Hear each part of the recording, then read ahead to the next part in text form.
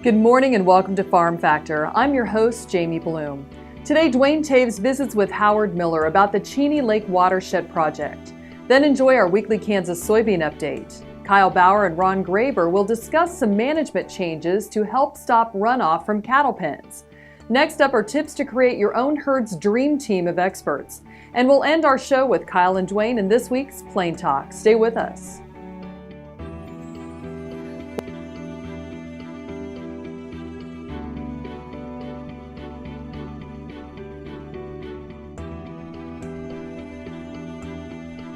Closed captioning brought to you by Ag Promo Source. Together we grow. Learn more at agpromosource.com. This segment brought to you by Kansas Grain Sorghum. Growers working together. Find out more at kansasgrainsorghum.org. Welcome to Farm Factor. Let's join Duane Toews and Howard Miller as they discuss the unique Cheney Lake Watershed Project. Duane Toews joining you once again with Ag AM in Kansas, and a chance to catch up with Howard Miller with the Cheney Lake Watershed. And Howard, the Cheney Lake Watershed Project, an interesting group of individuals that have come together to address some serious issues. Can you give us a little background on why we're at where we are? Well, back in the early 90s, the city of Wichita started noticing there was taste and odor issues with the water in Cheney Lake. And so they set out to find out what the problems were. They discovered that it was the taste and odor was caused by phosphorus that was loading in the lake and causing blue-green algae blooms.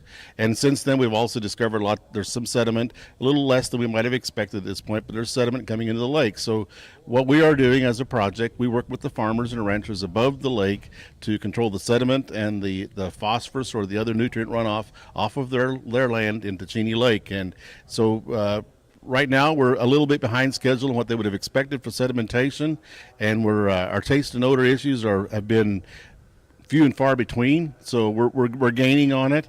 And like I said, we started in the early 90s. In 1994 we were officially organized, and we've been working with farmers and ranchers since 1994. It's interesting from my perspective. Oftentimes when we start thinking about water quality issues and such, typically immediately most people think about regulation. Here is a collaboration, and the results therefore are a better outcome for everybody involved, it appears. That's right, and the city of Wichita is a really good partner for us in this watershed projects. So 60% of the water that's used in Wichita every day comes from Cheney Lake. And there's about 350,000 of us that live in Wichita that use this water. And the city of Wichita not only is interested in improving the water quality, they put their cash where their mouth is. In other words, they're out here putting cost share dollars out in the watershed. So if you get 70% from state or federal cost share, they'll often kick in the other 30%. Or if you get 60, they'll kick into the 40. Often there's very little cost to the producers in the watershed to do the things that they need to do to control the runoff off of their land. It's an interesting concept that people actually can work together and achieve an outcome that's positive on both regards. I'm sure a number of producers are pleased with what they've seen with some of the implementation measures as well. That's true, and we're here today at a Soil Health Field Day, and one of the reasons we're interested in soil health is because soil health is one thing that you can do on your farm that will increase your profitability and at the same time hold that soil back on your farm where you can use it and farm, and you also get more infiltration of the water. When you infiltrate water, it comes out as base flow into the stream, giving the city of Wichita a much safer supply of water. So it's a win-win. Our thanks to Howard Miller with the Cheney Lake Watershed Project joining us on Ag AM in Kansas. Jamie, we'll send it back to you. Folks, come back after these messages for this week's Kansas Soybean Update.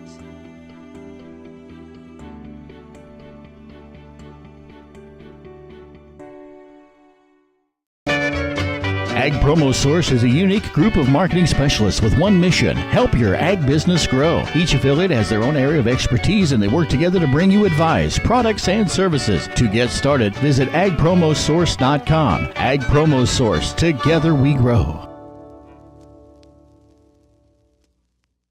Support Kansas agriculture education with an AgriTag. AgriTags are available anytime at your county treasurer. They look great on cars and trucks. For more information, go online to ksagclassroom.org. Tallgrass Commodities offers producers bulk commodities at a reasonable price with reliable service throughout the whole Midwest. To find out more about Tallgrass Commodities, visit tallgrass.us or call 785-494-8484. Valley Vet Supply is devoted to providing information and professional quality products at reasonable prices. Valley Vet Supply. Buying a car shouldn't be this hard. And at Brown Chevrolet Buick in Wamego, it isn't. It's actually awesome. Whether you want a new or used car or truck, Toby's team can make the deal. Even if you want to custom order a new car or truck, Toby's team can make the deal. See Toby's team at Brown Chevrolet Buick in Wamego. We're awesome. This segment is brought to you by the Kansas Soybean Commission. The Soybean Checkoff. Progress powered by Kansas farmers. Welcome back to Farm Factor and the Kansas Soybean Update. This is the Kansas Soybean Update. It's brought to you by the Kansas Soybean Commission. The Soybean Checkoff, progress powered by Kansas farmers. Lucas Heinen from Everest, Kansas, serves as first vice president of the Kansas Soybean Association. And Lucas, you're a member, along with other agriculture and business leaders, on the Engage Cuba Kansas State Council. What is the council's purpose? Well, the council's purpose is to try and break into the Cuban market for agricultural products. Soybeans, along with wheat, along with corn, members of Farm Bureau were there, all sitting around the table trying to figure out a way to access a market that is so close to our shores, yet our ships have to go right on by. And for soybean producer out there, why is that Cuban market important? You talked about the regionality of it and how close it is, 90 miles from the United States border in Florida. But what kind of a market for soybeans would there be in Cuba? There's a $2 billion opportunity for agricultural products. Of that, soybeans take up about a third. We have an opportunity to export whole beans, soybean oil, soybean meal. We have a huge transportation or cost advantage versus other countries, and we'd like to tap into that and put our soybeans on the boat and, again, just send them right down the road to a spot that is more than happy to have them. If you think 55 years that the embargo has been put in place and 11 million people on Cuba, that's quite the opportunity if this embargo were lifted. I believe so. I'm too young to remember when the embargo was put in place, but I do understand that it hasn't worked. The same people are in power, and why not try something different? If it hasn't worked for 55 years, 56 years, let's go a different route. We know the people there are hungry. We know that they want to buy our products. And not only do they want to import our soybeans, our agricultural goods, but let's import a little bit of America there, too, and see what happens. And without being able to trade with Cuba, countries like Canada and several countries in Europe, it's to their advantage to trade with Cuba. Absolutely. Absolutely. Cuba imports a lot of grain from Canada and Europe, like you said, and even South America. They want our products. Not only is it good for us because we have such a huge advantage in transportation costs, but it's good for them because they can pay less for the same thing. Lucas, we appreciate your time. Thank you very much. Thank you. That is Lucas Heinen, who serves as first vice president of the Kansas Soybean Association. He's been our guest on the Kansas Soybean Update. It's brought to you by the Kansas Soybean Commission. The Soybean Checkoff, progress powered by Kansas farmers. Learn more at kansassoybeans.org. For Kansas Soybeans, I'm Greg Akagi. Hope you enjoyed this week's Kansas Soybean Update. Stay tuned after the break for more Farm Factor with Kyle Bauer and Ron Graber.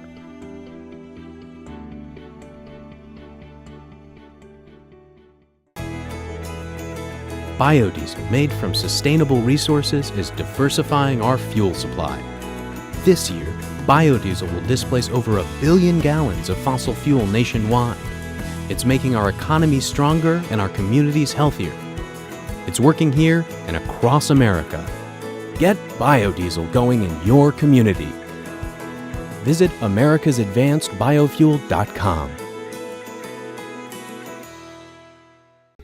Soil is the life of a farm, and for 25 years, SureCrop Liquid Crop Nutrition has helped growers produce abundant quality crops while preserving and improving the soils they steward. SureCrop offers complete soil and plant analysis with cropping recommendations, delivery direct to your on-farm storage, and quality crop nutrition custom blended for your field. Choose SureCrop for the assurance of excellence for your soil. Call today or visit their website for more information.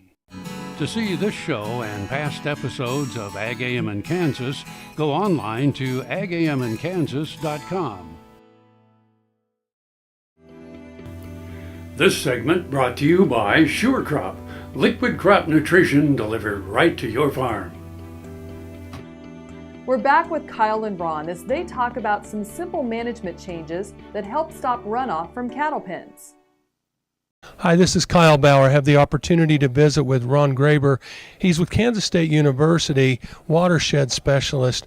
Ron, I'd like to talk about runoff control in confined feeding operations, and not necessarily ones that have to have a permit, but just the ordinary farmer, and control things that they can do in their everyday operation in management to help the runoff from the farm from livestock waste.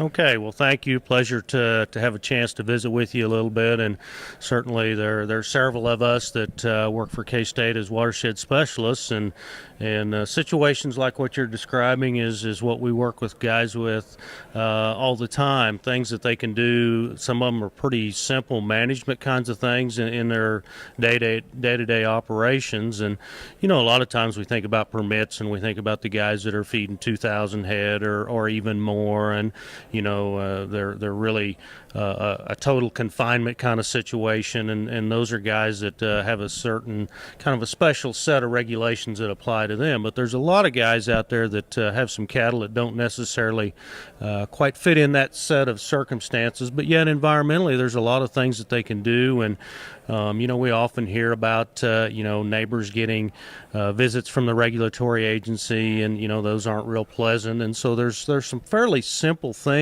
that can be done that can maybe ward off those kinds of visits. And we certainly can visit about those things. Well, and certainly the site that you pick is an issue, but a lot of times those sites have been determined maybe a generation back, and you're still trying to manage that. So what can I do with that site to make the runoff the best possible? Yeah, that's very true, Kyle. A lot of times we do have those sites that Dad fed there and Grandpa fed there, and maybe moving the site to a different location is not the most desirable thing. So there's some things that we can do, and one of them that's just a really sound simple thing, but scraping our pens on a regular basis. If we get in there and try to scrape those pens and remove that waste material or that manure and get it spread on in a field somewhere at an agronomic rate, then that just helps prevent any runoff from coming out of those pens when we do get the big rainfall events. And many of us have experienced those in the past year. We've had some really wet conditions. So just scraping pens on a regular basis goes a long, long ways to not only helping prevent runoff, but also helps with cattle performance, because we know that if cattle are wading around in mud and manure and they're knee deep in it, then they expend a lot of energy just getting to the feed bunk or to the hay feeders. So scraping pens is a tremendous thing. Another thing that goes along with that is where does the runoff that comes out of those pens, where does it go? Is it going into a crop field? Is it going into a bar ditch, a stream? Where might that be going? And something as simple as planting a grass vegetative buffer below that pen, so that when some of that runoff does come out, it has a chance to go work its way through a dense stand of grass, and that grass can help filter out those solids, settle them out, and that way we keep those nutrients on a field and maybe from leaving the property and getting into a waterway. We're visiting with Ron Graber. Ron is a watershed specialist with Kansas State University. This is Kyle Bauer reporting. Stay tuned for tips to create your herd's dream team of experts.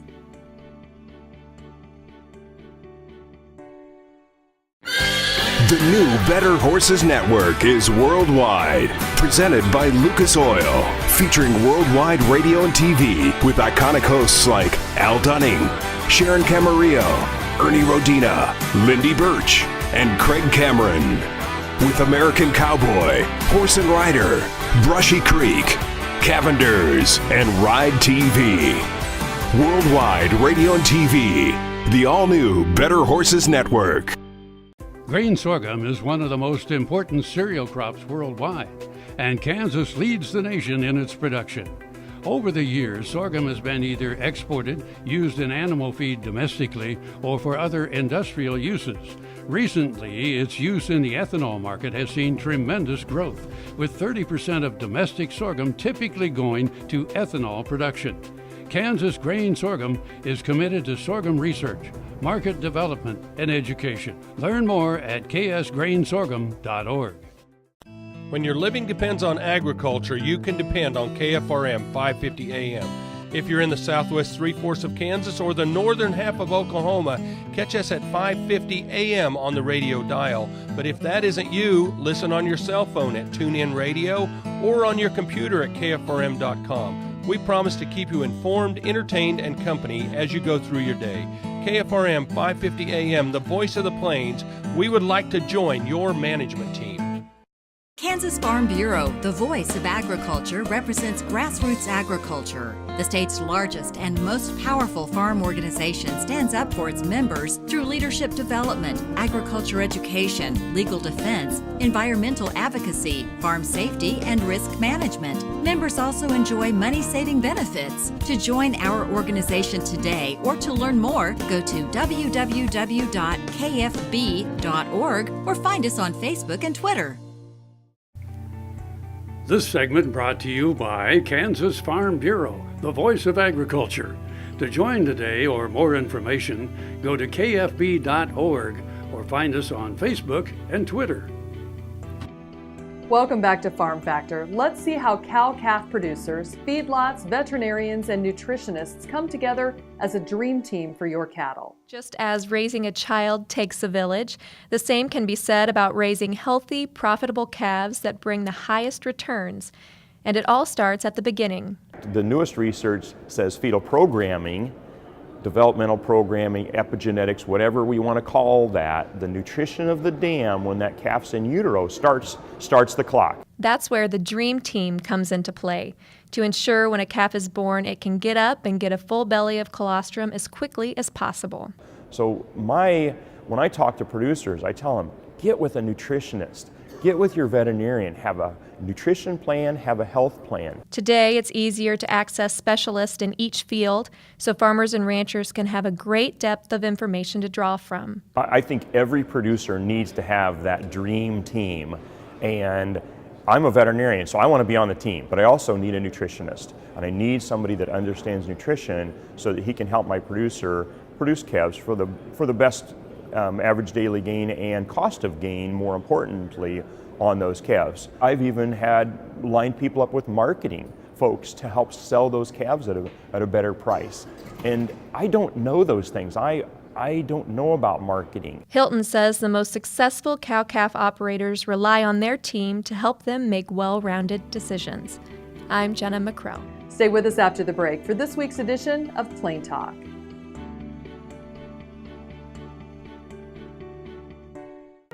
Earlier in my life, I rode bucking horses and rodeos, and my shoulders took such a beating, and that was probably the reason for having several previous surgeries on both shoulders. About a year ago, I decided that I didn't want to have another surgery, and so I contacted Kansas Regenerative Medicine, took their treatment process. It was relatively pain-free. Now, after 8 months, my shoulders have healed to the point where I think I'm probably 90 to 95% of normal. It takes a couple of months to start to see results and feel real progress. That continued to increase gradually until now at approximately 8 months, and I'm extremely pleased. I've got full range of motion. I can lift weights, I can throw, I can do a lot of things that I couldn't do without a lot of pain previously.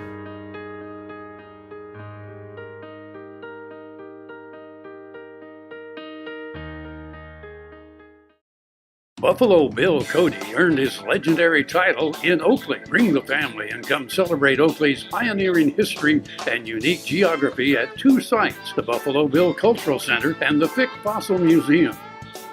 Visit the Kansas State Cornhusking Contest and Festival on October 7th and 8th at the Buffalo Bill Cultural Center. Highways 83 and 40 and I-70 crisscross this hub of the Western Vistas Historic Byway. Day for the day, discover Oakley. Next time you see a beautiful field of corn, reach out and thank the farmers who work tirelessly to raise corn for livestock feed, renewable fuels, and exports to feed a growing world population. The farmers on the Kansas Corn Commission work for Kansas Corn with grower-funded checkoff dollars that support foreign and domestic market development, research, promotion, and education to expand opportunities for Kansas farmers. To learn more, visit kscorn.com. This segment brought to you by Kansas Corn. Learn more at kscorn.com. Welcome back. Let's see what Kyle and Duane are up to this week on Plain Talk. Hi, this is Kyle Bauer with Plain Talk with Duane Toews. I'm here and in person. In person. Your fact or fiction question of the day, Kyle Bauer. The Eagle, the most common mascot of high school and college teams in the United States. Fact or fiction? Fiction, it's a tiger.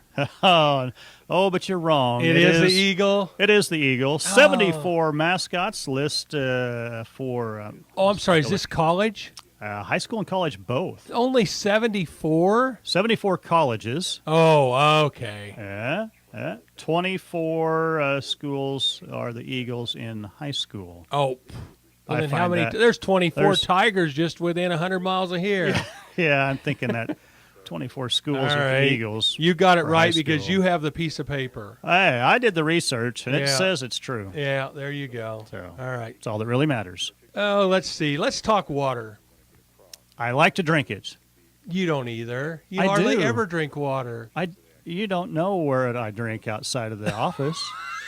That's true. And I have true. I have cut my consumption of Mountain Dew. I have cut my consumption of coffee way down for water as well. So which water's the first ingredient in both of those things. Exactly. So why do I get such a bad rap for not drinking water? Listen, in all the bad raps that you've got in your life, that's not the worst. That's not the worst. Not even close. You should. Okay. Well, you haul water in a tank. No. You were going with bottle. You were going with canister. You were going haul thermos, water in a water truck jug. or Okay. a jug. Or well, I haul cooler. water in a tank. Really? Yes. I thought you served water in a tank. There you go. Well, anyway, you're ruining my whole deal. Stop it. Play along with me. I'm trying. Okay. You know one of my heroes in life is Winston Churchill. He is one of your heroes. Yeah. And he was Secretary of the Navy during the First World War. Okay. For? Britain. Okay. Yeah, thank you. Just because some wouldn't know that. You're right. Yeah. No, for Britain. Right. And they had this new concept about a Land Rover type thing on tracks that would take this warfare out of the trenches and be able to move things along a lot better. And they developed it, but they were developing it, but they wanted to keep it a big secret, of course. And by the way, you think about the Navy. He's Secretary of the Navy. Yeah. And he's developing this land thing, right? Doesn't really make sense. Doesn't really make sense. Well, why is that? Because nobody else would, and he thought it was a great idea. Huh. And so they developed this thing that would move along, but he wanted to make sure it was kept a secret, and the shells that they put on it looked like water canisters. All and right. so he told people it was a means of hauling water to people in battle. And so therefore they called it the tank. And it has stuck ever since then. And the canisters, of course, no longer have water in them. No, explosive device. Although I'm fairly certain word spread quickly that water delivery device happened to be carrying an arsenal with it. They might have caught on. It wouldn't take long for the cat to be out of the bag. Thanks for joining us. I'm your host, Jamie Bloom, and I hope you enjoyed today's show. See you next week on Farm Factor. We're here every Tuesday on Ag AM in Kansas.